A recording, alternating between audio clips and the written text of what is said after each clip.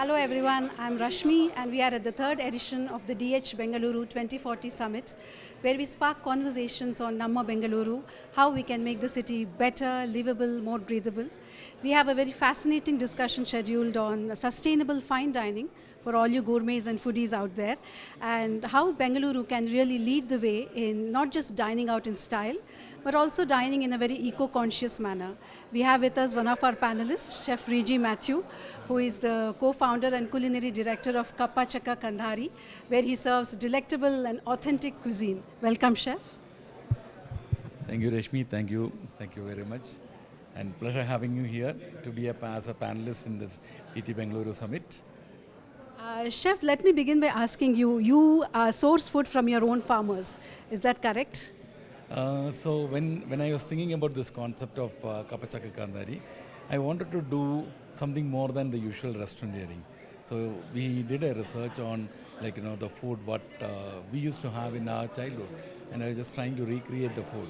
So naturally, the food in my childhood, I remember most of the raw materials are from the farm, which is just around our house, and that is what we used to.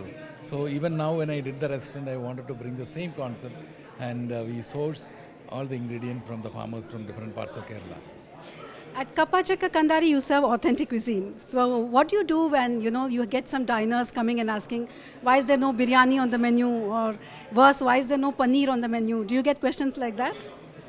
In fact, we do have we don't even serve Kerala paratha in our restaurant. So that's something which most of the people come and ask me, you called us a Kerala restaurant and you don't serve Kerala paratha. I said, see, I did a research for almost in 265 houses, and none of his mothers knows to make a paratha. So I thought, since I am doing cuisine just to show our gratitude to our mothers, I thought I'll stick to the concept of what they do. So that's why I kept the parathas and paneer and all these dishes out of my menu.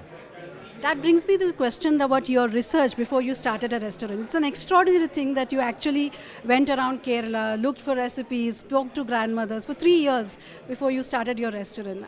This is a great journey. How was your experience? What would you say is the most memorable thing in this?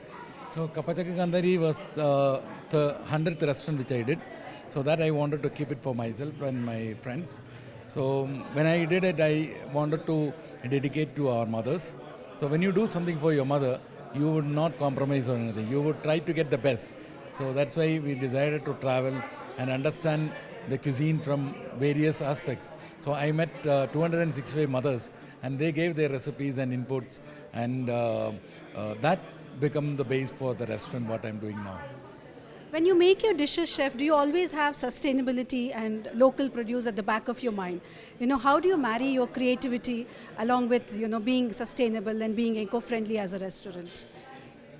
We believe in one concept, how our mothers used to make the food. They always had the belief of zero wastage. At the same time, I remember probably salt and salt is the only thing which we used to buy from outside. Rest everything was there. Whether it is rice or whether it is meat, everything is available just around your house. So it was more like just living in the ecosystem where you get your ingredients, use that, consume that, and that's the kind of thing which we used to have. So I want to do the same way, what we have enjoyed, without losing the essence, but recreating in a way so that the new generation likes it, not by modernizing it or not by losing the essence. The concept of the food is the same. The only way it is presented in a smaller portion so that the new generation start liking it. Coming to 2040, where do you think Bangalore's restaurant scene will be 2040? Do you think people will be more conscious of what they eat? Will they go for local produce, or will they look for avocados from Mexico, instance, something like that? Or will they really be conscious of not just what they're eating, but also where the food is coming from?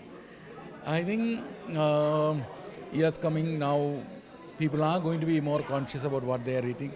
But I think pandemic taught us a lesson, to be of your own, you should know how to survive in a difficult situation. So they have enough and more recipes and concepts, and people started trying out. Like even in metros, people started trying out ethnic recipes. They started finding how they can multiply or how they can replicate the same kind of concept what they used to have it at their home. So it is going to be, as for me, there are a lot of hyperlocal concepts are going to be there. A lot of regional restaurants and micro cuisine restaurants are going to come in, and there is going to be value for this farmers producing high quality ingredient which is going to come to the restaurant. That is the trend which I feel is going to rule in 2040. That's very heartening to hear, Chef. Thank you so much for being with us today. Lovely to have you here.